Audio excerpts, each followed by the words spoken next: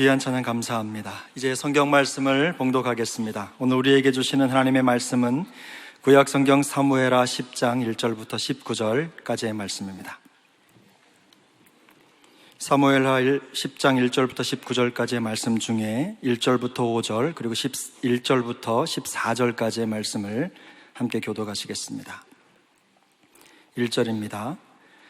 그 후에 암몬 자손의 왕이 죽고 그의 아들 한운이 대신하여 왕이 되니 다윗이 이르되 내가 나하스의 아들 한운에게 은총을 베풀되 그의 아버지가 내게 은총을 베푼 것 같이 하리라 하고 다윗이 그의 신하들을 보내 그의 아버지를 조상하라 하니라. 다윗의 신하들이 암몬 자손의 땅에 이르매 암몬 자손의 관리들이 그들의 주 한운에게 말하되 왕은 다윗이 조객을 당신에게 보낸 것이 왕의 아버지를 공경함인 줄로 아시나이까?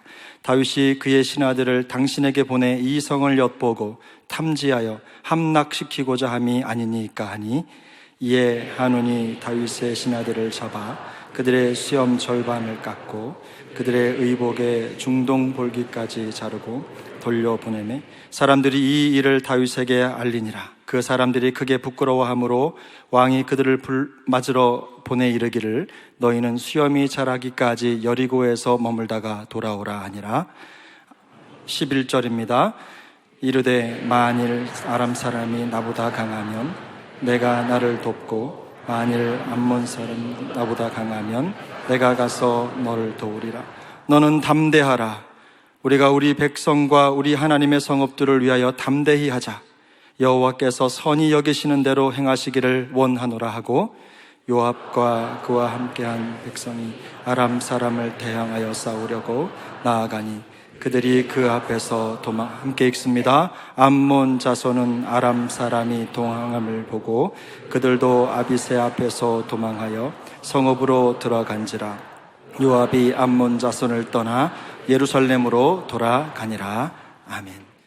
한 주간 동안 하나님께서 특세의 은혜와 본비와 소나기를 통하여 온 성도들의 꼭 필요한 말씀을 주신 것 찬양 올려드립니다. 어떤 권사님이 이번 특세를 통하여 이런 고백을 했습니다. 한치의 오차도 없이 매일 부어주시는 크고 놀라운 맞춤의 은혜를 통하여 스폰지에 물이 스며들듯이 마음판에 새겨져서 영적 지각 변동이 일어났습니다. 그랬어요. 다른 때는 그냥 택시 기사들이나 그 예수 안 믿는 버스 기사들 이런 분들이 그냥 밖에 있다가 뭐 이렇게 했는데 이번에는 택시 기사, 버스 기사들도 들어와서 은혜 받은 분들이 계세요.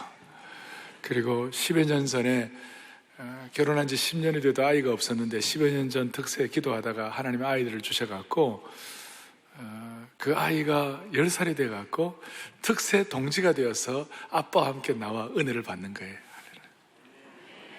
여러분은 보통인지 모르지만 그분들 가정은 너무 큰 축복이에요. 자, 이런 참 은혜를 주신 주님을 찬양하고 너무 감사한 일이죠. 네. 오늘 그 특세 은혜를 가지고 믿음의 담대한 용사, 담대한 믿음의 용사, 우리가 믿음으로 모험하는 것에 관해서 조금 말씀을 나누도록 하겠습니다. 사무엘하 10장은 이 내용은 나름대로 이렇게 구약에 중요하기 때문에 역대상 19장에서 다시 한번 반복해서 이 내용을 조금 더 설명을 하고 있어요. 같은 내용이 나와 있어요. 자, 오늘 시작은 구조가 지난 앞부분의 구조와 비슷합니다. 사무엘하 9장 앞부분에 보면 내가 요나단을 인하여 요나단의 그 자손에게 은혜를 베풀리라, 은총을 베풀리라. 그런데 오늘 10장 2절에도 뭐라고 나와 있느냐, 이렇게 나와요. 10장 2절에 다윗이 이르되 내가 나하스의 아들 한운에게 은총을 베풀되 그의 아버지가 내게 은총을 베푼 것 같이 하고, 그래서 다윗이 그의 신하들을 보내어 그의 아버지를 조문하러 갔다, 이런 내용이 나와 있습니다. 암몬의 왕국 가운데서 한운이라는 새로운 왕이 등극을 하는데 다윗이 그걸 보고 좋게 여겨서 이렇게 그 아버지와 좋은 관계를 가진 것처럼 그 새로운 왕에게도 그런 은총을 베풀겠다, 이렇게 얘기를 했는데, 여러분 참 독특한 것이 이런 은총과 은혜에 대해서 어떻게 반응하느냐에 따라서 달라지는 것이에요.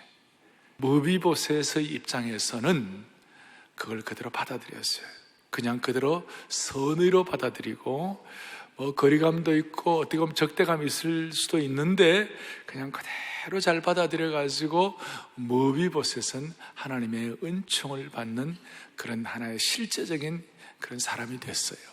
근데 오늘 한우는 이렇게 다윗이 은총을 베풀겠다고 마음먹고 신하들을 보내어서 같이 조문하고 같이 이렇게 축복을 하고 싶었는데 이제 3절 4절에 보면 그 암몬 그 왕국에 들어갔는데 신하들이 말이에요. 한운과 그의 신하들이 다윗이 보낸 이 사절단에 대해서 어떻게 생각했느냐, 이 사람들은 우리에게 은혜를 주려고 온 사람들이 아니라 우리나라를 염탐하고 우리나라를 갖다 스파이처럼 이렇게 와가지고 정보를 받아가가지고 우리나라를 정복하려고 하고 우리를 죽이려고 한다고 하는 이런 이상하게 왜곡되고도 꼬인 내용, 꼬인 이런 반응을 가졌어요. 그것으로도 끝나면 좋은데 왜곡되고 꼬인 감정을 가지고 어떤 일이 벌어졌느냐, 4절에 이 한운이 다윗의 신하들을 잡아가지고 그들의 수염의 절반을 깎고 그들의 의복의 중동 볼기까지 자르고 돌려보냈다. 옛날에 남자들에게는 그 당시에 이 수염이 자기의 명예의 하나의 표현인데, 자기의 어떤 디그니티의 어떤 그런 표현인데, 이걸 반을 잘라버리고 또 하체에 볼기를 드러내는 이런 일까지 했으니 얼마나 수치스럽겠어요. 이것은 다윗의 체면을 땅에 짓밟는 것이었고 인격을 멍들게 하고 다윗의 얼굴에 침을 뱉는 것과 같은 행위였어요. 너무나 수치스러워가지고 5절에 이제 이 일을 알고 난다 다윗이 그 수염 깎이고 볼기가 드러난 사람을 어떻게 하겠냐, 수염 자랄 때까지 기다리다가 머물다가 안타까운 마음을 가지고 잘 해결이 되면 다시 들어오게 하라, 그렇게 얘기할 정도였어요. 혹시 우리 가운데서 자신의 인격의 수염이 절반이나 깎이고 자신의 하체가 드러나는 같은 수치를 당해본 적이 있는지 모르겠어요. 특별히 가까운 사람으로부터 이런 취급을 받아보았는지요? 나는 진심으로 대했는데 고소장을 받은 적이 있는지요? 잘 대해줬는데도 수치를 받은 적이 있는지요? 우리 주위에는 이 선을 악으로 갚는 사람들이 있을 수 있어요. 과거에 나발이 그랬어요. 제가 나발 아비가일 설교도 했잖아요. 다윗의 선의를 악으로 받아들였죠. 심지어 사울왕 같은 경우도 마찬가지예요. 그리고 선의를 이렇게 악으로 갚는 거, 그래서 다윗이 이것이 참 이래 너무 안타까웠고, 시편 109편에 보면 109편 4절 5절에 보면 특별히 다윗이 이런 내용들에 익숙했기 때문에 이런 안타까움을 고백하는 거예요. 다윗의 고백이에요. 나는 사랑하나 그들은 도리어 나를 대적하니 나는 기도할 뿐이라. 5절 다 같이 보죠. 그들이 악으로 나의 선을 갚으며 미워함으로 나의 사랑을 갚았다. 참 이런 안타까운 나발 같은 경우, 오늘 이런 암몬의 한운 같은 이런 일들이 일어나는 거예요. 더더구나 이제 이걸로 끝이 아니에요. 다윗 이제 이 사람들이 이렇게 해놓고 난 다음에 혹시 다윗이 자기들을 쳐들어오면 어떻게 하나, 이런 어떤 생각들 때문에 연합군을 형성했어요. 그 다음에 그 암몬 사람들이 아람 사람들을 고용하고 10장 15절 16절 나오고 다윗과 싸우려고 한 것이에요. 자, 이럴 때 우리는 어떻게 해야 하나? 수치를 주고 모욕을 하고 연합군을 만들어서 공격을 하고 죽이려고 할 때 어떻게 해야 하나? 다른 길이 있어요, 여러분? 첫 번째는 은총을 경멸할 때, 두 번째는 이럴 때 우리가 다른 길이 없어요. 다윗과 함께 다윗과 함께 용사였던 요압이라는 장군이 있어요. 강력한 요압이라는 용사였어요. 그 요압 동생이 아비새라는 담대한 용사가 있었어요.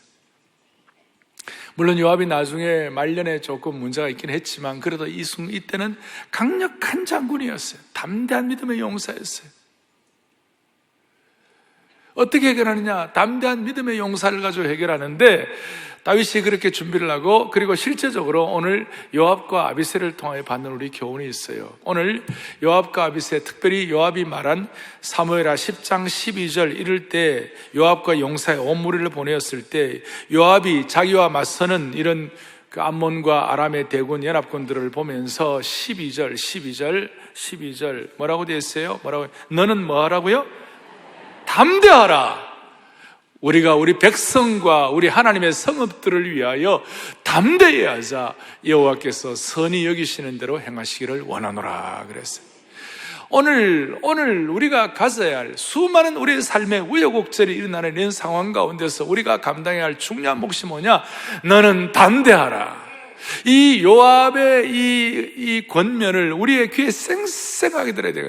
우리 백성과 우리 하나님의 성읍들을 위하여 담대히 하라. 담대히 하라. 담대히 하라. 그리고 이 담대함을 가지고 이런 상황을 이겨내는데, 사사기나 오늘 사무엘상하나 역대기에 보면 이 담대한 사람들, 특별히 사무엘하 23장, 뒤에 사무엘하 23장에 나오는데 다윗과 함께하는 강력한 믿음의 용사들이 있었어요. 엘르아살이라는 용사가 있었어요. 이 엘르아살은 나중에 블레셋 사람들과 싸우려고 하는데 너무나 많은 사람들이 들어와가지고 이스라엘 사람들이 다 도망가 버리고 엘르아살은 혼자 남았어요. 그런데 혼자서, 과거에 조자룡이가 막 혼자서 막 하듯이 있잖아요. 막 그렇게 하고, 삼마라는 사람이 있었어요. 삼마라는 사람은 블레셋 사람들이 때를 지어 녹두나무가 가득한 밭에 모였어가지고 그렇게 공격하는 이스라엘 백성들이 다 도망갔는데 삼마 혼자서 남아가지고 블레셋과 싸웠어요. 이겼어요. 일당천, 일당만의 사람들이 되었다는 것입니다. 그래서 오늘 우리가 기억할 것은, 하나님은 하나님의 담대한 용사들을 세워서 하나님이 일하신다 그거예요. 그리고 그 결과는 오늘 보니까 뒤에 나오죠. 어떤 일이 일어났나요? 하나님이 승리를 주셨는데 14절에 보니까 그를 치려고 모였던 많은 나라의 연합군대가 전부 도망을 가버렸고, 나중에 다윗은 17절과 18절에 오면 다윗이 아람 사람 기마병 4만 명과 병거 700대를 다 처리하고 그 적군들을 다 죽였다는 이런 승리를 가진 내용들이 나와 있습니다. 오늘 저는 이 말씀을 이제 이렇게 여러분들에게 나누면서 제 마음에 생겼던 기도 제목과 소원은 이것이었어요. 하나님 아버지, 하나님의 백성과 하나님의 성읍들을 위한 하나님의 용사들을 허락하여 주시옵소서. 그리고 이 용사들의 필수 요건은 영적인 담대함이라는 것입니다. 우리 교회 용어로 말하면 영적인 기백이라는 것이에요. 영적인 기백이다. 그런데 이 영적인 기백이 있어야 하는데도 불구하고 어떤 신앙인들은 기백이 없고 어떤 신앙인들은 제풀에 지쳐가지고 힘들어하는 분들이 있어요. 사랑하는 영적 가족 여러분, 하나님과 하나님의 백성과 하나님의 성읍들을 위하여 우리가 만약에 이런 기백들을 갖지 못하고 담대하지 못할 때에, 두려워 떨 때에 하나님이 기뻐하지 않는 거예요. 그건 나 혼자로 끝나는 거 아니에요. 하나님의 백성들이 담대히 기백을 가져야 할 때 기백을 갖지 못하고 두려워 떨게 되면 무슨 일이 벌어지는가? 신명기 20장 8절 같은 일들이 벌어지는 거예요. 보시겠습니다. 두려워서 마음이 허약한 자가 있느냐? 그는 집으로 돌아갈지니 그의 형제들의 마음도 그의 마음과 같이. 보세요. 내가 두려워서 마음이 허약해가지고 떨고 그렇게 할 때에 자기만 죽는 것이 아니라 그의 형제들의 마음까지도 같이 낙심시키는 것이에요. 과거에 12정탐꾼을 갖다가 보냈을 때 그들이 돌아와서 10정탐꾼이 보고할 때에 자기들의 그 두려움과 자기들의 낙심과 자기의 어떤 그 메뚜기 의식이 무슨 일이 벌어졌나요? 이스라엘 백성 전체에게 영향을 끼쳐가지고 모두가 다 마음이 물처럼 녹았고 낙심하고 그랬잖아요. 그래서 우리는 남들을 낙심케 하는 영향을 주는 사람들이 아니라 하나님께서 우리 모두에게 강력한 믿음의 담대함을 가지고 믿음의 용사들로 삼아주시기를 바라는 것입니다. 저는 이번에 감사한 것은 이번 특별 새벽부흥회를 통하여 하나님께서 우리에게 어떤 축복을 하셨는가, 수많은 성도들이 영적인 기백을 갖게 된 것입니다. 영적인 기백을 갖게 되었어요. 하나님의 사람들에게도 두려움이 있지만 그 두려움을 믿음의 기도로 승화시킬 때 하나님은 담대한 기백을 주신다는 것이에요. 그럼 어떻게 하면 그렇게 될 수 있는, 어떻게 하면 담대한 믿음의 용사가 될 수가 있겠는가? 그래서 담대한 믿음의 용사와 아비새와 같이 담대한 믿음의 용사가 되는 교훈들을 받겠어요. 첫째, 어떻게 하면 될 수 있겠는가? 11절을 보겠습니다. 11절을 보겠습니다. 사무엘하 10장 11절을 보겠습니다. 같이 보죠. 만일 아람 사람이 나보다 강하면 너가 나를 도와달라 그랬어요. 여러분, 이 얘기는 요압의 입장에서는 쉽게 하기 힘든 얘기. 요압은 강력한 상승 장군이었어요. 군대 장관이었고 강력했어요. 정말 강한 사람이었어요. 그런데 요압은요, 혼자서 다 이길 수 있다고 생각할 만큼 어리석지가 않았어요. 자기의 부족함을 인식했어요. 내 아우 아비새야, 나는 모든 전쟁에서 승리할 만큼 그런 강하고 대단한 사람은 아니야. 나는 부족할 수가 있어. 그러니까 내가 너에게 필요한 것을 도움을 요청한다 그랬어요. 도움을 요청하는 이런 마음의 자세는 일단 요압같이 강력한 장군이 쉽게 할 수 있는 일은 아니었지만 겸손의 태도에서 나온 것이에요. 제가 늘 말씀을 드리지만 진짜 하나님 앞에서 이런 겸손한 자세를 가지면 하나님이 주시는 담대함이 생기는 것이에요. 아주 강력한 담대함이 생기는 거예요. 담대함이 생기는 거예요. 그래서 저는 하나님 나라 일꾼은 겸손과 실력과 영성을 가져야 한다. 글로벌 인재들이 그렇게 돼야 한다 말씀드릴 때가 있잖아요. 그리고 이 겸손을 말할 때 이 겸손은 세상에서 말하는 겸손이 아니에요. 이 세상에서 말하는 겸손은 이렇게 정의를 하죠. 겸손은 자기를 낮추는 것이다. 겸손은 남을 존중하는 것이다. 겸손은 허세를 부리지 않는 것이다. 이건 다 세상적인 겸손의 정의예요. 그러니까 이 세상의 겸손의 기준은 나와 타자와의 관계, 나와 타인과의 관계에서 성립이 되는 것이에요. 이런 의미에서는 저 혼자서 섬에 있는 분은 겸손할 이유가 없고 겸손의 의미도 없죠. 절해 고도에 있는 사람이 무슨 겸손이 필요하겠어요? 그런데 성경에서의 겸손은 타인과 나와의 겸손이 아니라 하나님과 나의 관계에서 겸손이 정리되는 것이에요. 야고보서 4장 7절 좀 보세요. 7절 시작. 마귀를 대적하라. 무슨 말인가 하면 진짜 겸손하면 영적 전쟁과 마귀를 대적할 수 있는 힘을 주신다는 것이에요.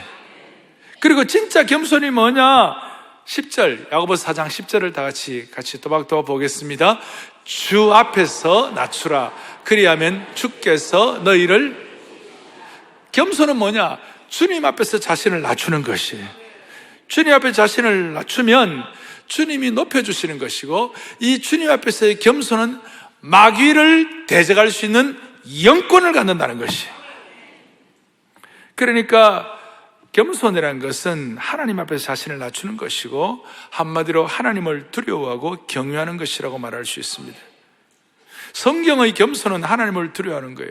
그러니까 우리가 하나님 앞에서 자신을 낮춘다는 것은 하나님을 두려워하고 경외하는 것이고, 여러분 이렇게 말할 수 있습니다. 하나님을 진심으로 두려워하면 사람을 두려워하지 않을 수가 있는 것이에요. 그러니까 이런 겸손이 있을 때 우리 옛날 어른들이 말하는 대로 하나님 앞에서 자신을 낮추고 하나님 앞에 참된 겸손을 가지면, 하나님 앞에서 기도의 손을 비비면 사람들 앞에서 아쉬운 손을 비비지 않는다. 하나님 앞에서 진짜 겸손하면 사람들에게 아쉬운 소리 하지 않는다. 이거 조금 더 들어가면 하나님 앞에서 겸손하고 하나님 앞에 겸손으로 무장되면 강력한 마귀의 세력을 이길 수가 있는 것이다. 이 세상의 악한 영의 세력을 이길 수가 있는 것이다. 무슨 점잘 친다는 사람, 영매에 빠진 사람, 어떤 귀신이 내린 사람, 무슨 신이 내린 사람, 그 다음에 무슨 대단한 어떤 투시하는 이런 모든 사람들도 강력하게 이길 수가 있는 것이다. 오늘 예배만 하더라도 수천의 사람들이 예배를 드리는데, 여러분 오늘 본당과 별관과 안성, 제천 여러 군데서 같이 예배 드리고 또 인터넷으로 방송으로 들어오는 모든 분들 한번 생각해 보시자고요. 우리만 하나님 두려워하고 탄탄히 서 있으면 이 민족과 이 사회가 바로 갈 수밖에 없는 것이에요. 우리가 그런 마음을 가지고 영적인 담대함을 회복해야 할 것이에요. 거꾸로 하면 안 됩니다. 사람 앞에서 교만한 사람은 마귀 앞에서 벌벌벌 떨 거예요. 우리는 하나님 앞에서 자신이 겸손하고 오늘 요압이 얘기한 것처럼 내가 다 할 수 있지만 나는 부족한 사람이라고 하나님 앞에서 자신을 평가할 때에 하나님께서 담대함을 주시는 것이에요. 그 첫째는 겸손이에요. 하나님 앞에서 겸손이에요. 하나님 두려워하는 것이에요. 두 번째, 그럴 때 담대함이 생겨요. 두 번째로는 뭐냐? 11절 뒤에 이렇게 나와 있죠. 아까 앞부분에는 나보다 내가 나를 도와주고, 그 다음에 11절 뒤에 만일 암몬 자손이 너보다 강하면 내가 가서 너를 도우리라 그랬어요. 내가 가서 너를 도우리라. 뭐예요? 서로 협력하는 것이 팀워크예요. 팀 협력이에요. 팀 스피릿이 서로 돕는 거예요. 오늘 우리 공동체와 우리나라를 무너뜨리는 가장 강력한 악한 마귀의 세력, 마귀의 어떤 시험이 뭐냐? 분열의 영이에요. 요새 가족끼리 어려워지고 공동체가 어려워지고 나라가 막 분열의 영이 만다면 안 되는 거예요, 여러분. 서로 비교하지 말고 예수 그리스도는 우리를 분열의 영이 아니라 하나 되게 하시는 영인 줄 믿으셔야 되는 거예요. 지금 한국의 상황은 서로 헐뜯고 돌돌질 시기가 아니에요. 서로 지금 팀워크를 가지고 도와야 할 시기예요. 이 카이로스의 시점에는 하나님의 때가 왔는데, 복음적 평화통일에서 우리가 지금 지금 우리가 여러 가지 서로 어떤 생각이 다른 거 있습니다만은 제가 여기에 자세하게 말씀드릴 수는 없고, 한 가지는 분명한 거예요. 지금 서로 도와야 할 시기예요. 분열의 영이 임해야 할 시기가 아니에요. 그래야 우리에게 담대함이 생기는 것이에요.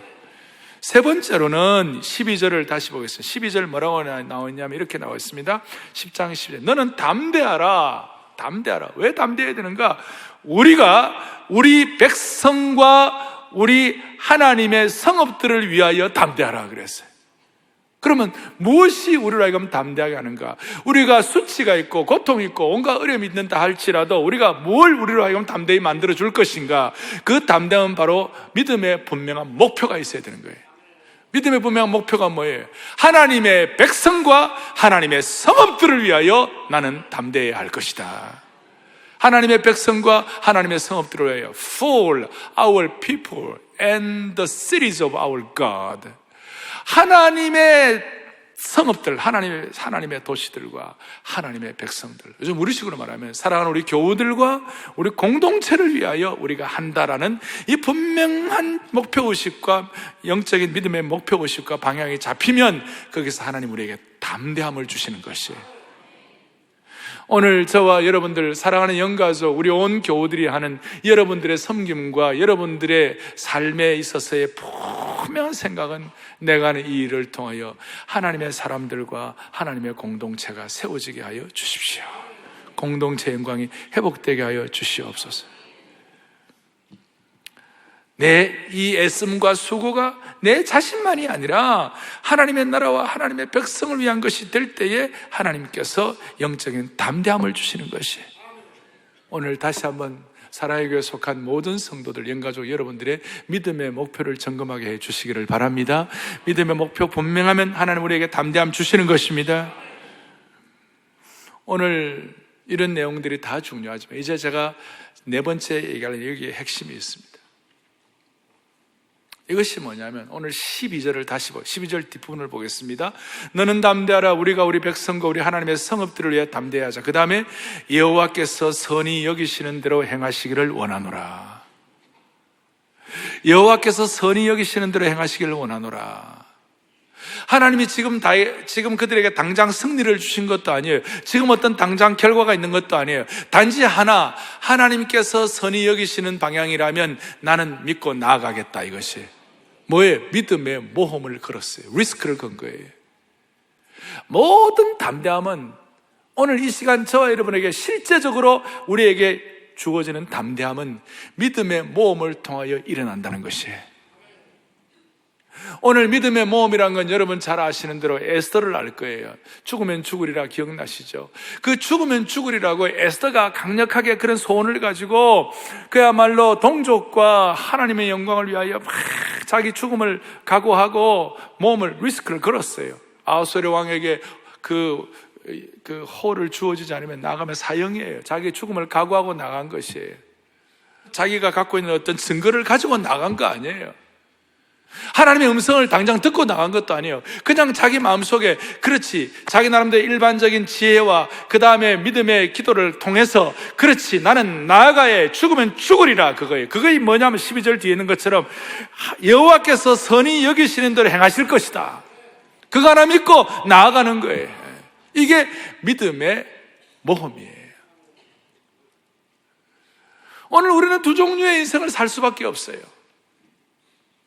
인생을 살다 보면 우리가 살아가는 동안에 내일 일 무엇이 일어날지 우리가 누가 알아요? 뭘 알아요? 야고보서 4장 14절, 내일 일을 너희가 알지 못하는도다. 너희 생명이 무엇이냐? 너희는 잠깐 보이다가 없어지는 안개니라. 내일 일에 대해서 우리가 다 알 수 없어요. 앞으로 무슨 일이 일어날지, 한 달 뒤에 무슨 일이 일어날지, 여러분 내가 그냥 건강이 어떻게 될지, 또 우리의 삶에 무슨 어떤 우수 사례들이 많잖아요. 연세 드신 어른들은 어른들대로 노년에 대한 두려움이 있어요. 고독사에 대해서, 노년뿐입니까? 청년들도 미래에 대한 두려움이 있어요. 이런 불안에 대해서 길을 걷다가 무슨 일이 일어날지, 우리가 먹는 음식에 치명적인 바이러스는 없는지. 그러면 우리는 사람은 늘 두 종류의 그런 두려움과 그런 걱정에 매여가지고 늘 사는 사람이 있을 수 있어요. 그래서 사람들은 신통방통 용하다는 점쟁이 앞에 가서 고개를 빼들고 어떻게 되겠나 물어보고 있는 거예요. 벌벌 떠는 거예요. 내일 일을 알지 못하고 내일에 대한 두려움과 내일에 대한 어떤 걱정 때문에 이걸 막 고민하는데, 이걸 해결할 수 있는 유일한 길이 하나 있어요. 다시요, 사람은 다 한계가 있고 내일에 대한 일을 알 수가 없어요. 그런데 예수 믿는 사람들은 이걸 해결할 수 있는 유일한 길이 딱 하나밖에 없어요. 그게 뭐예요? 믿음으로 모험하는 것이에요. 여러분의 걱정과 두려움과 우수사례와 온갖 인생의 짐들을 어떻게 해결하겠어요? 그거 여러분 무슨 힘으로 해결할 수 있어요? 방법이 없는 거예요. 믿음으로 모험하는 것이에요. 믿음으로 모험하는 것 외에는 다른 길이 없다니까요. 내 인생을 늘 걱정하면서 짐지고 살 것인가? 아니면 내가 믿음으로 모험을 감행하여 믿음의 용사로 살 것인가? 그래서 가슴 뛰며 설레며 살 것인가? 아니면 짐지고 살 것인가? 둘 중에 하나예요.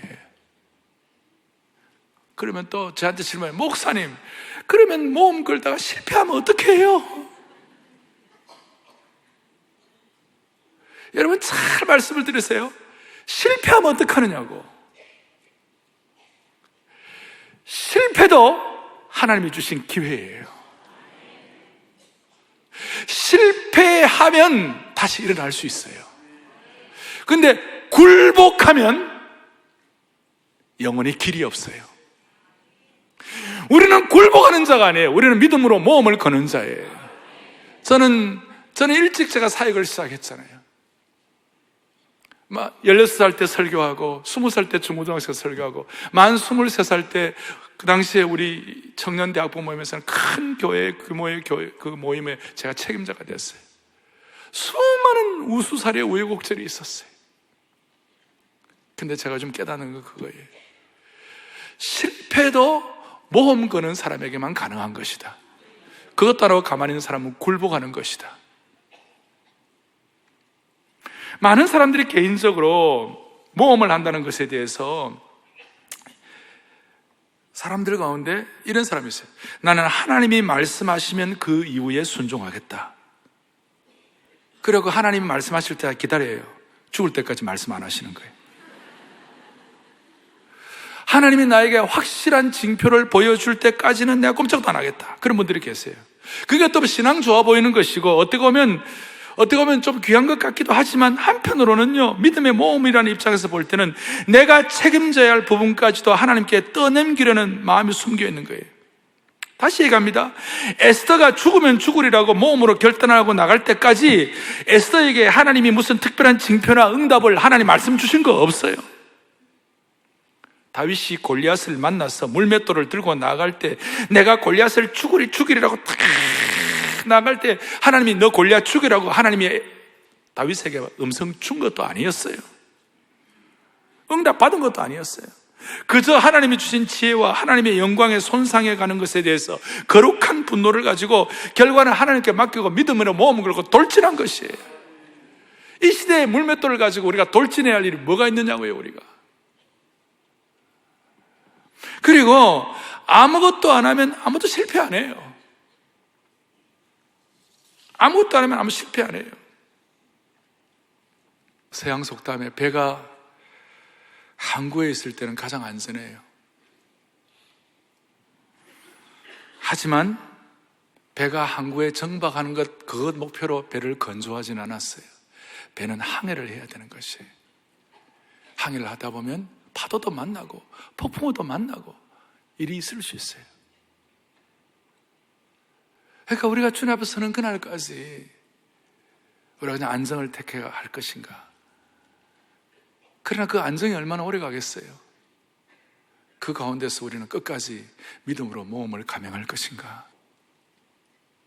나는 오늘 특별히 젊은이들에게 이 말씀을 드리고 싶어요. 또 마음이 젊은 어른들에게도 이 말씀을 드리고 싶어요. 사랑의 교회도 이때를 위하여 세워진 줄로 믿습니다. 40년 동안 축복과 은혜를 부어주신 이유는 하나님의 시간, 하나님의 카이로스에 우리의 믿음의 모험을 걸도록 그렇게 하나님이 원하시는 것 같아요. 그리고 앞으로 40년은 믿음의 모험을 가지고 가슴 뛰고 익사이팅하고 스릴이 넘치는 그런 역사가 되기를 원하는 것입니다. 믿음으로 모험한다고 해서 다 성공이 약속되는 게 아니에요. 예를 들어 세례 요한은 믿음으로 목숨 걸고 직언했는데 참수당했어요. 바울도 처형당했어요. 성령님의 은혜로 수많은 사람들이 중국과 아프리카와 한국에 옛날에 선교사로 왔는데 그들의 젊은 선교사들의 무덤이 얼마나 많은지 몰라요. 그런데 하나님께서 믿음으로 모험하도록 우리 앞에 수많은 선진들의 예를 주셨어요. 믿음으로 모험하는 거룩한 모험의 예가 있어요. 아브라함이 그랬어요. 아브라함은 우리의 믿음의 조상이요, 우리 신앙의 표본이에요. 아브라함은 믿음으로 모험을 감행하는 어떤 DNA, 유전인자를 아브라함의 후예들에게 다 주신 것 같아요. 갈 바를 알지 못하고 나갔어요. 갈 바를 알지 못하고 나갔다. 믿음으로 모험했다, 그 뜻이. 그래서 아브라함의 DNA가 있는 사람들은 이 갈 바를 알지 못하는 믿음의 모험을 거는 거예요. 리스크를 거는 거예요. 아브라함이 그 모험을 감행함으로 말미암아 하나님의 나라의 역사를 새롭게 썼어요. 그런데 우리는 이런 믿음의 모험을 감행하면 아브라함처럼 하나님의 나라의 역사를 새롭게 쓰지는 못할지라도 적어도 내 가정의 역사는 바꿀 수가 있는 것이에요. 내 개인과 가정의 역사는 바꿀 수가 있는 것이에요. 제자훈련을 통하여, 특세를 통하여 한 사람이 변화되었을 때에 어떻게 되는 거예요? 시어머님이 바뀌고 남편이 변화되고 딸들이 변화되어가지고 같이 이 특세에 참여해가지고 그 반대하던 분들이 옆에 남편이 같이 와가지고 같이 울고 있는 거예요. 강력한 믿음의 용사예요. 믿음의 모험은 리스크가 있죠. 그래서 사람들이 쉽사리 모험을 안 하려고 해요. 그렇지만 우리는 이번 특세에도 우리가 했습니다만 우리는 신앙이란 것은 보이는 대로 믿는 것이 아니라 뭐예요? 믿음의 모험을 통하여, 그 다음 뭐예요? 믿음을 통하여 보는 것이라고 했어요. 예수님의 사역도 모험의 사역이었어요. 호주 선교학자 마이클 프로스트는 예수님의 공생의 사역은 모험으로 시작하고 모험으로 마쳤다고 해요. 주님의 그 모험으로 했던 그 사역을 우리가 이어나가야 할 책임이 있는 것이에요. 그리고 이런 믿음의 모험은 거룩한 용기가 없이는 감행될 수가 없어요. C.S. 루이스 같은 신앙 선배는 용기가 모든 신앙의 미덕들 가운데 최고라고 했어요. 오늘 다시 한번 이때를 위하여 믿음의 모험을 감행하기를 바랍니다. 사랑의 교회는 믿음으로 모험하겠다고 이번 특세에 결단을 내렸습니다. 앞으로 사랑의 교회 교육은 단순히 아이들을 가르치고 이해시키고 어느 정도 이렇게 하는 교육 정도가 아니다. 앞으로 사랑의 교회 교육은 선교 정책으로 나아야 할 것이다. 선교가 무엇입니까? 선교는 하나님이 주시는 그 일에 대해서 목숨 걸고 믿음의 목표를 가지고 믿음의 모험을 통하여 자신을 던지는 사람만이 감당할 수 있는 것이 선교예요. 아이들에게 뭘 가르치고 뭘 전하고 뭘 이식시키는 정도가 아니라 이제는 생명을 걸고 강력한 선교가 되어가지고 다음 세대를 하나님의 믿음의 세대로 만들어야만 할 것이에요. 모험이냐 쇠퇴냐, 역사의 가장 중요한 커뮤니케이션의 대전환이 일어나는 시기마다 부흥이냐 쇠퇴냐가 결정되는 것이라고. 필사시대, 그 다음에 또 뭐예요? 그 다음에 인쇄매체시대, 막 부흥이냐 쇠퇴냐, 그 다음 또 뭐예요? 영상시대, 부흥이냐 쇠퇴냐. 지금은 SNS 시대, 소셜 혁명 시대예요. 이 시대가 지금 부흥이냐 쇠퇴냐의 기로에 서 있는 것이에요. 우리가 믿음의 모험을 통하여 오늘 이 시대가 한국 복음주의 교회가 쇠퇴하는 것이 아니라 다시 한번 복음주의 교회가 부흥할 수 있도록 은혜 위에 은혜를 덧입혀 주시기를 바랍니다. 손을 다 펼치시기 바랍니다. 이번 특세 기간 동안에 우리가 주님의 말씀 선포될 때 땅과 하늘 진동한다고 그랬어요. 이거 믿음의 모험 있는 찬양이에요. 그래서 주님의 말씀 순종할 때 땅과 하늘 진동하리니, 믿음의 모험 감행할 때 땅과 하늘 진동하리니, 말씀을 마무리하면서 우리가 이 곡조 있는 기도를 통하여 결단을 하시면 좋겠어요. 주님의 말씀을 순종할 때 주님의 순종하 땅과 하늘 진동하리니, 땅과 나의 사랑 고백, 나의 구주, 나의 말씀 생각하며 믿음의 모험 감행할 때에, 믿음의 모험 감행할 때에 땅과 하늘 진동하리니, 나의 사랑 고백하리라. 나의 구주, 나의 전부. 하나님 아버지, 오늘 이 말씀을 액면 그대로 주님이 주시는 말씀으로 알고 가감없이 받아들여 다시 한번 믿음으로 모험할 영적인 담대함을 가지고 시대를 변화시키는 거룩한 남녀 종들 되게 하여 주시옵소서. 우리의 생명 되시고 믿음 주시는 예수 그리스도를 받들어 간절히 기도 올리옵나이다. 아멘.